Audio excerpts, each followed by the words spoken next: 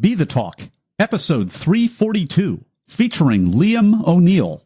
Welcome to Be the Talk. We go behind the talk 7 days a week for tips and techniques to help you change the world. I'm Nathan Eckel, and a talker myself. I'm interviewing others who change the world with their talk. You can too, even if you've never given a talk before. Let's get started with today's show. We are live with Liam O'Neill. Liam, are you ready to talk? Yes, I've been ready all day. You certainly have. Liam O'Neill, known as the Prove It Guy, wants to teach as many people as he can that they can be whatever they want to be in life. He has proven this many times in his own life. And Liam O'Neill, welcome to the talk. Thanks for having me, Nathan. I've been looking forward to this. I've been looking forward to it. We've both been looking forward to this all day. We've been having technical issues. We can be whatever we want to be, and we can overcome technology, even if it's only audio only. It's all good. He is a tenacious guy. Here is his talk is called Limitation is a Mirage. I love this because you have all kinds of mentalist type stunts. You master your mind, you master your body. Through martial arts, psychology, you do all kinds of things in your talk, like sticking a plastic chopstick on your throat and somehow karate chopping that so that it breaks without breaking your throat. You have some party tricks with the four of clubs, and then you did something that I've never seen done before on a TEDx talk. You know what I'm talking about here. You had your brother come on the stage and kick you right in the cookies. Okay. Yeah. I've never seen that done before. You truly, that's mind over matter. Your talk is called Limitation is a Mirage. You've demonstrated that. Liam O'Neill, welcome to the talk. Thank you for having me. I think it's very important not to just go and tell people that you can do and be whatever you want and that everything is possible without demonstrating it. And there's no better way of demonstrating that your body is capable of more than you think than letting your brother kick you in the cookies, as you put it. Well, and that's, I mean, was it gratifying for your brother to be able to do that? Yeah, his favorite part of working with me is getting to hit me with things. He usually hits me with an axe or a sledgehammer or something as well, but as you know, in TED, you have a time limit, so. Okay.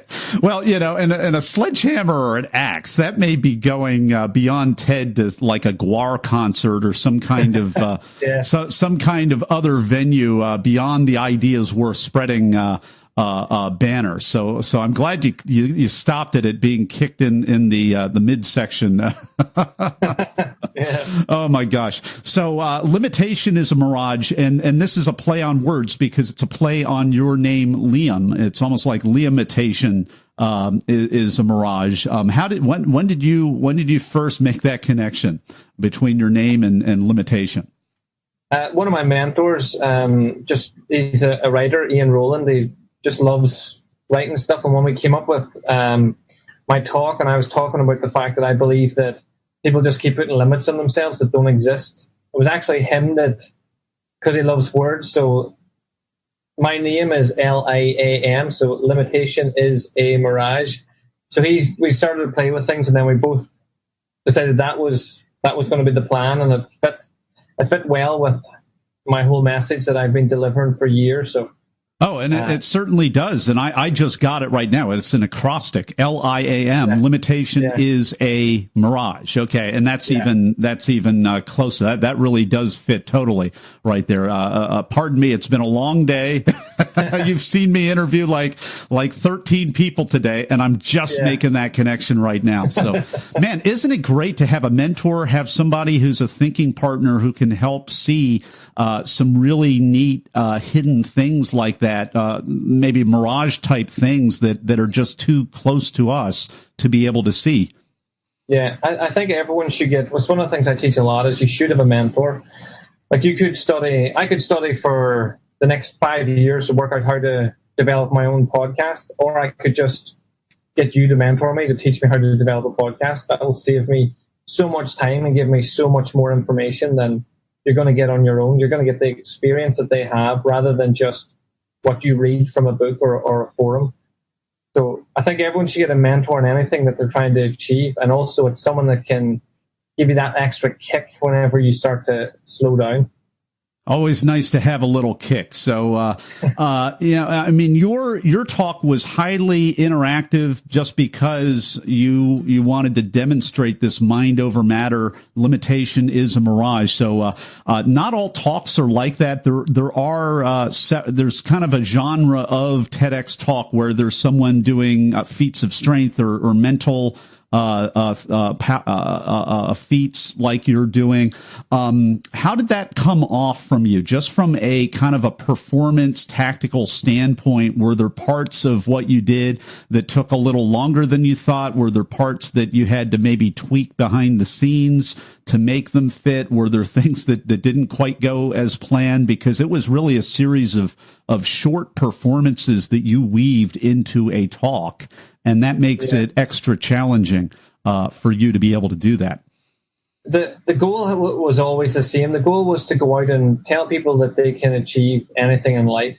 And I have a pet peeve with people that don't look after themselves, that are unhealthy, going on and telling you you can be anything you want. And I'd be thinking, well, why have you chose to be 5 or 6 stone overweight? Or why are you smoking whenever you know that's bad for you? Why is that a choice that you're making? So rather than me going on and saying, like, you can overcome anything that's holding you back.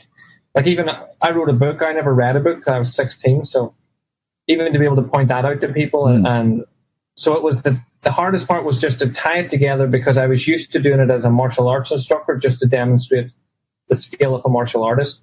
Or I was used to doing it as a magician to just wow an audience.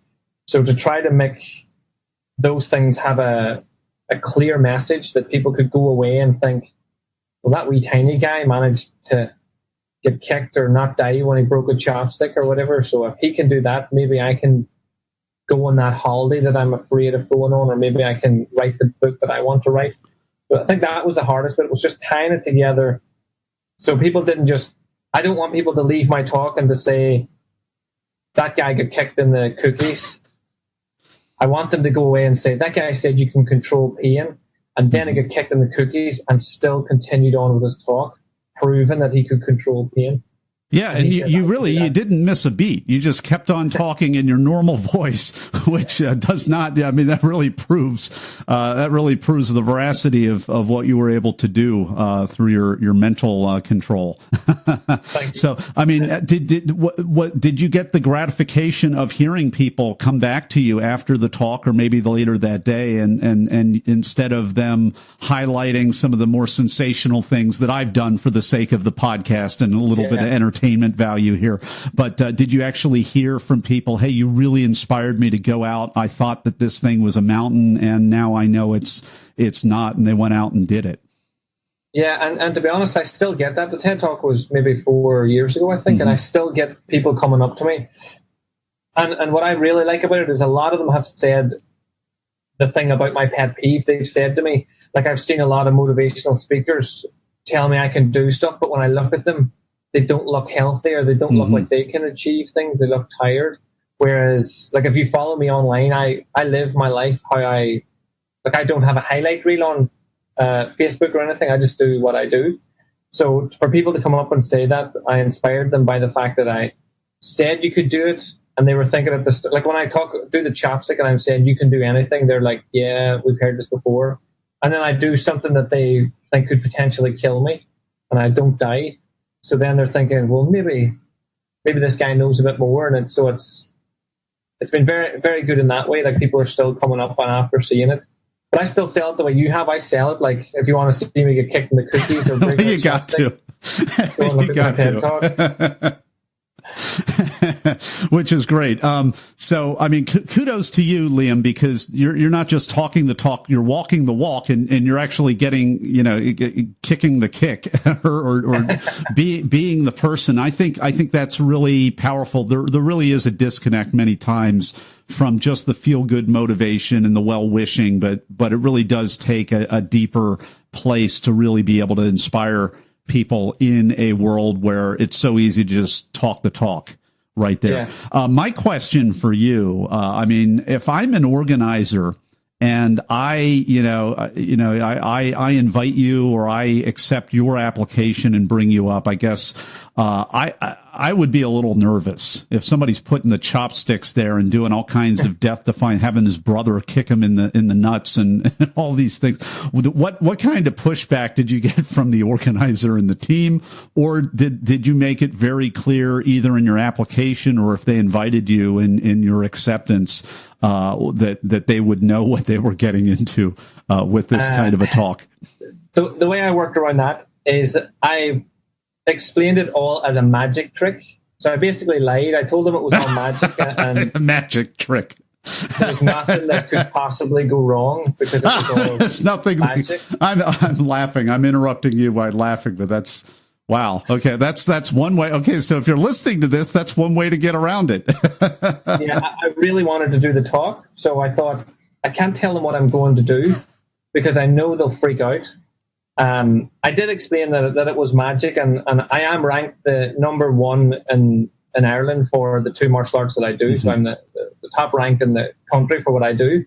But I wasn't sure that would be enough, and I was able to send them some magic videos and say that like my talk's all going to be mentalism, magic based, and it's 100% safe. No one can get hurt. All the words that total lie, total untruth. Yeah, pretty much. But it all worked out well in the end. So okay, yeah. Well that answers my question. Sometimes you have to. I'd almost rather look at that as cutting the red tape or going around the red tape, just because any conscientious team member is going to have to say no to that unless they think the whole thing is complete magic, which it's not. It's mentalism. It's mind over matter. I don't know what it is, but we saw it, and there's a science and an art to it, I'm sure. Yeah, it's just a mix of magic, martial arts, and Irish madness. a little cocktail of the three. Well, we've been enjoying this conversation has been particularly enjoyable with Liam O'Neill. His talk is called "Limitation is a Mirage," which is an acrostic for Liam. Limitation is a mirage. We're going to come right back over to you, Talk Universe, as we pivot over to the Blitz round. Hey, Talk Universe. I hope you've been enjoying today's episode with today's guest. But you know what? Many people want more than that. Many people that listen to Be the Talk actually want to give a talk. And if that's you, you're not alone. Listen to the rest of this podcast. At the end, I'll have a free resource for you just for listening. And it's time for the Blitz round with Liam O'Neill. Liam's talk is called Limitation is a Mirage. I'm going to ask him a series of either or questions related to the preparation and performance of his recent talk. Liam, are you ready to go? Yes. All right. Well, first one, this is what I was getting at a couple of minutes ago. Were you invited to speak or did you apply? I was invited to apply. The hybrid. Okay. So they had heard of you and they wanted, a lot of places do this, invite to apply. So what's your advice for people, who are invited to apply or just flat out invited? Because it's real easy if you're in that strata to be invited to apply or invited to speak, straight away.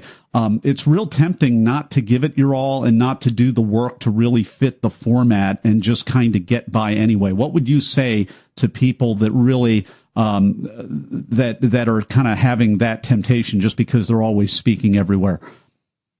I think the first thing to do is ask the people that are putting on the talk what that day is based on. And then what I did was make a talk specifically for that day. But it has to be something that you're interested in yourself. More than interested, you have to be passionate about it, so that if you did freeze on stage and you forgot where you were going, it wouldn't matter because it's your life you're talking about. And because you're doing that, then you can't not give it your all whenever you talk about something you're passionate about. So don't try to do a video that's going to go viral and people are going to watch because the TED. Do a video that 10 years from now you'd want your grandkids or your children to watch and you'd still be passionate about that subject. What is a tip, tool, or technique that helped you prepare? I actually went and got a vocal coach. Because of where I'm from, my accent's a bit strong. This is me toning it down as best I can. But I went to get a vocal coach because I knew that the video would reach more people. And I wanted to be able to talk clear enough for everyone to hear me, but also use the stage to my advantage. Most people, they're used to talking, but they're not used to having a stage. They're either standing behind something. But I think if you're going to video it or try to engage a full audience, you have to move and you have to be passionate, and your body has to show that. So getting a mentor to help you with your talk is priceless. Yeah, well, that's excellent because, I mean, what a great way to be able to own the stage as well as reach a broader audience. I mean, you're on the Be the Talk podcast right now, for example. So good for you for just being aware of that and then overcoming some of those things. And by the way, Americans love all non-American accents, by the way, yeah. Liam. You know that, right?